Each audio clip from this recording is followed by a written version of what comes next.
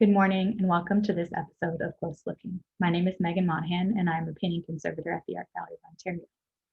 Before we begin, I want to acknowledge that the Art Gallery of Ontario operates on the land that is the territory of the Anishinaabe-Mississauga Nation, and it's also the territory of the Wendat and the Haudenosaunee. The Dish with One Spoon Wampum Belt Covenant is an agreement between the Haudenosaunee Confederacy and the Anishinaabe Three Fires Confederacy to peaceably share and care for the resources around the Great Lakes. Toronto is also governed by a treaty between the federal government of Canada and the Mississaugas of the Credit Anishinaabe Nation. Toronto has always been a trading center for First Nations. As I mentioned, I'm a painting conservator at the Art Gallery of Ontario, and conservation is the care and protection of cultural objects. As the caretakers of collections, conservators examine, research, clean, and repair artworks, while also taking action to prevent future deterioration. Here at the Art Gallery of Ontario, the conservation team works closely with curators, mount makers, framers, and the installation team, and we all collaborate to ensure that we make the works look their best, not only for today, but for generations to come. In the conservation labs, we spend a lot of time examining artworks to assess their current condition.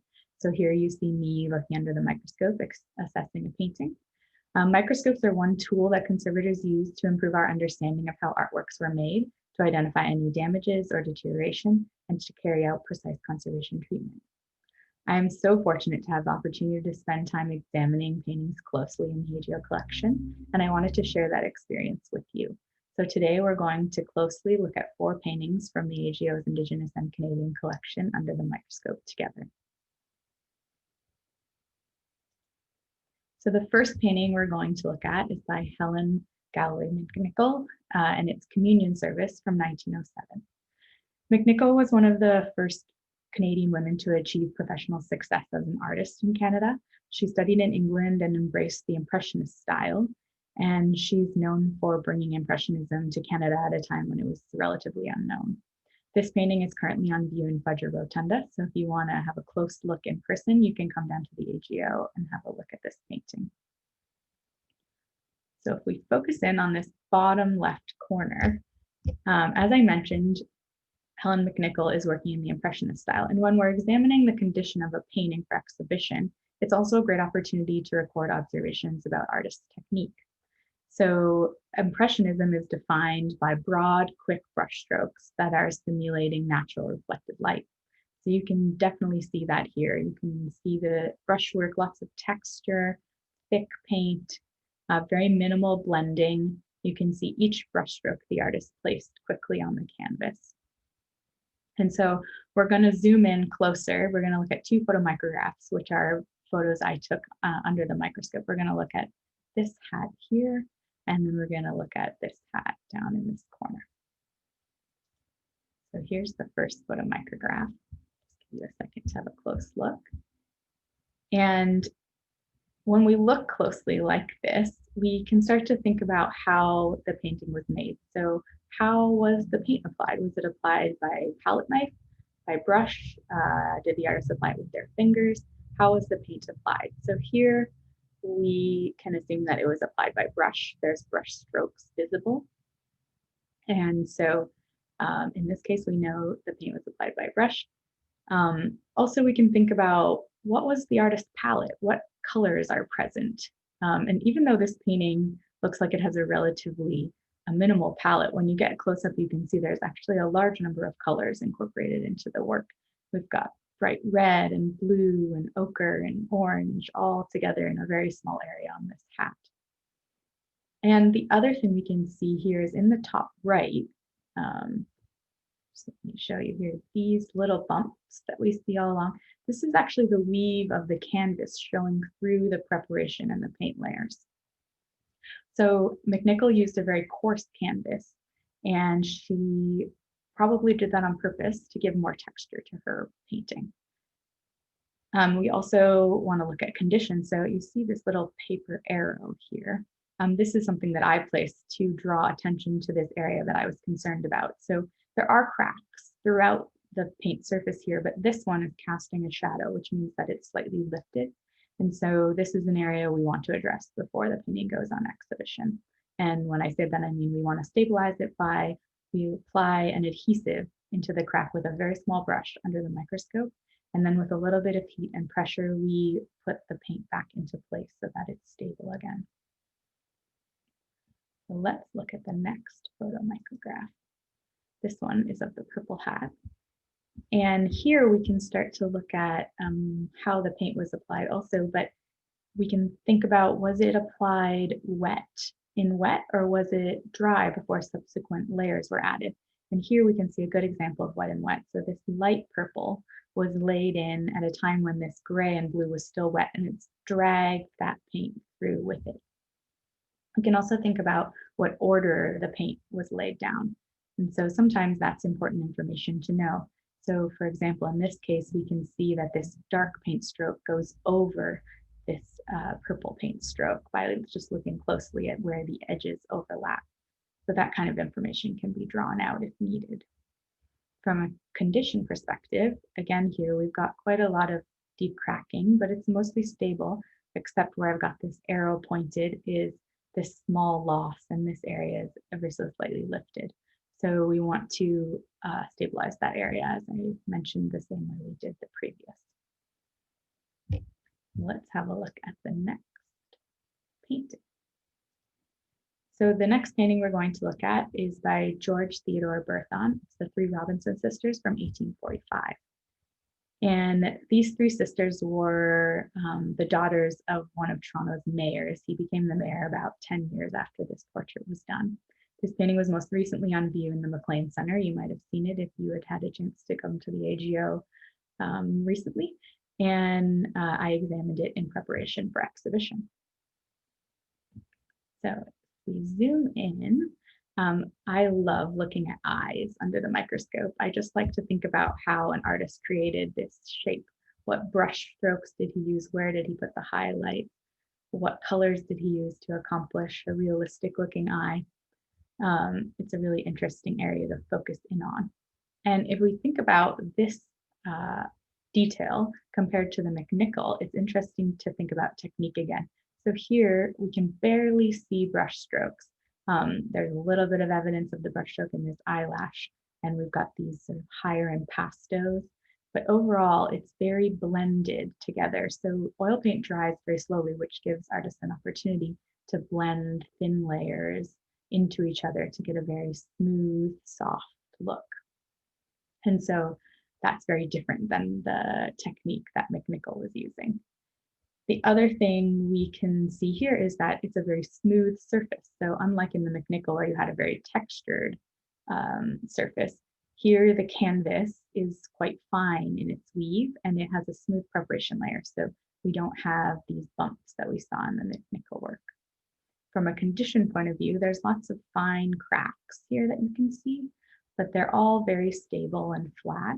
And there's also a few tiny losses, but they're very small here. So it's all stable. Let's go on to the next detail. This is of the hairpiece of the figure on the left.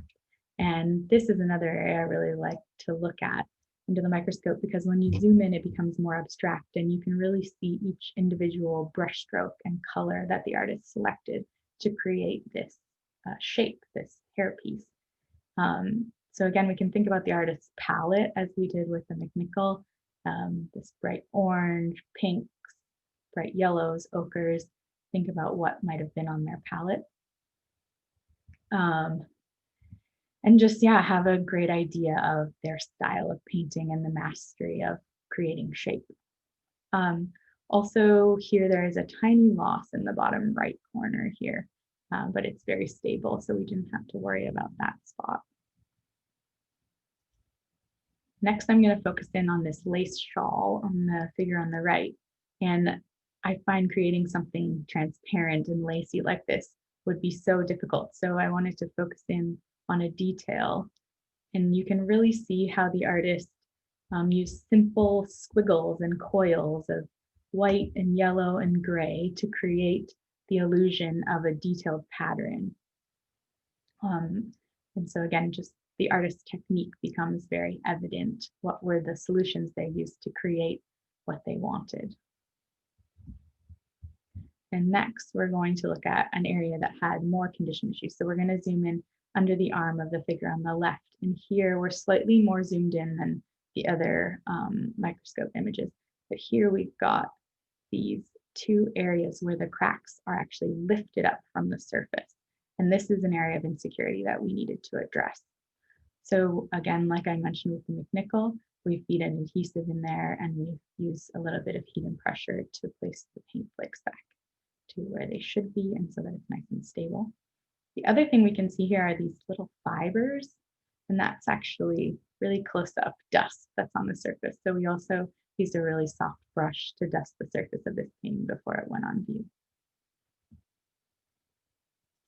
The next painting we're going to look at is a self-portrait by McNichol MacLeod. And McNichol MacLeod is known for really vibrant colors and fluid lines. If we think about her technique in contrast to the last two paintings we've looked at, hers is more varied. So there's some thicker areas of paint, some thin washes, some blending, and some more direct brush strokes. So let's look a little bit closer. Again, I'm going to focus in on the eye here because I think it's a nice comparison to the Berthon eye. Here we've got quite medium rich paint. The brush strokes are visible. Things aren't really blended as much as layered and maybe pulled into each other. And you can see which ways that she layered the paint to create this shape. We can then put the Berthon eye and the McNichol MacLeod eye right next to each other for comparison. So in this eye, we've got very smooth transition, soft lines.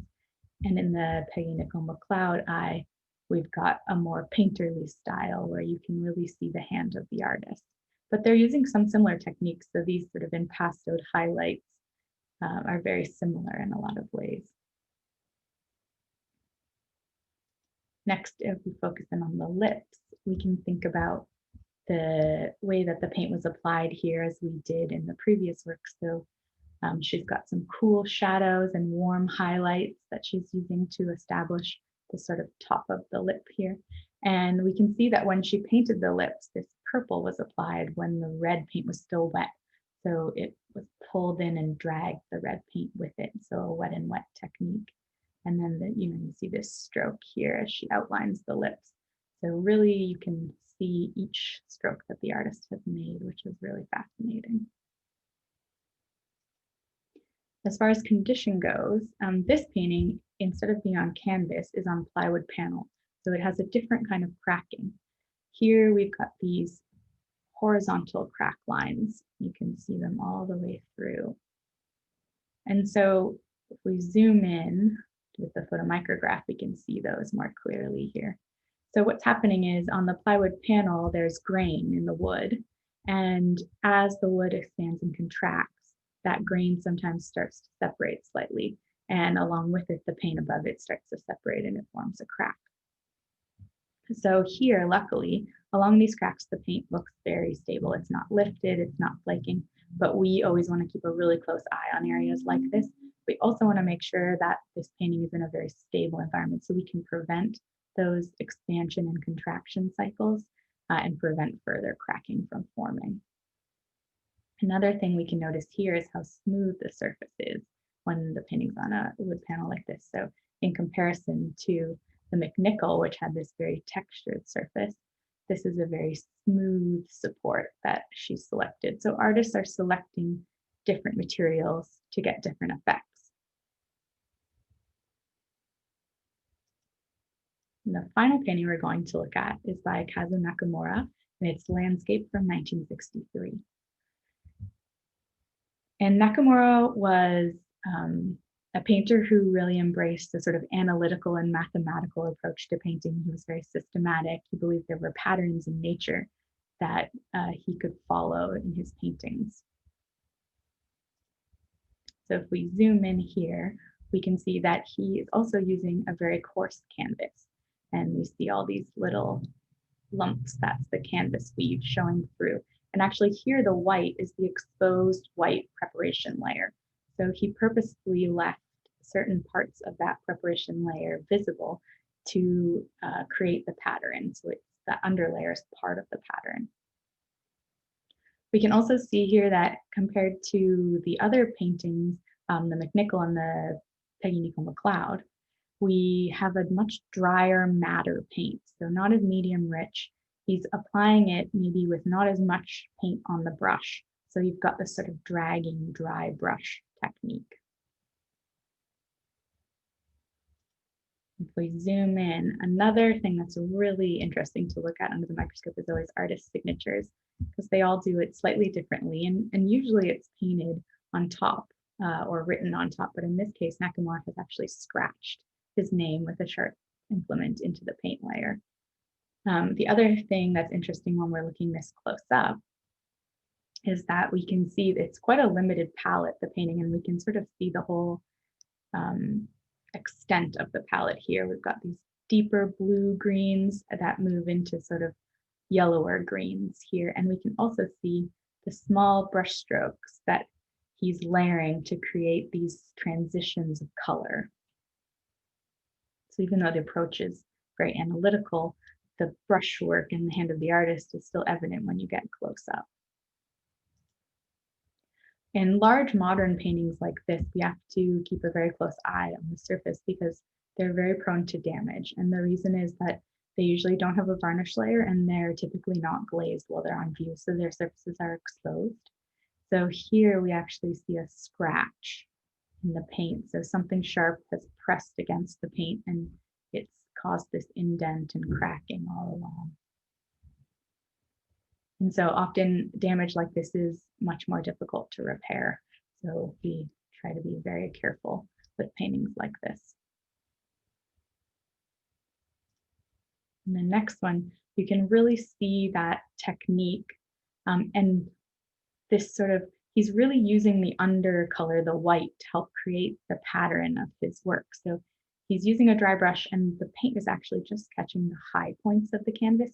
And in the low points, there's very little paint and it's remaining white. And this sort of helps create that almost movement that you see in the painting, each of these little white dots. From a condition point of view, there was some cracking missing. So here you can see very clearly this crack in the paint layer, and it is slightly lifted. We can actually see a bit of the canvas in some of these small losses. So this is an area that we needed to stabilize. We again put some adhesive in and then very carefully lay it back down under the microscope to stabilize it.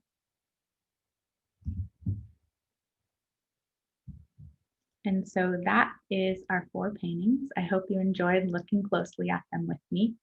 And if you have further questions about conservation, I encourage you to follow the AGO social media accounts on November 18th. That's Wednesday, November 18th. And we will be participating in Ask a Conservator Day, so you can ask any question you might have. Thank you again for joining me, and bye for now.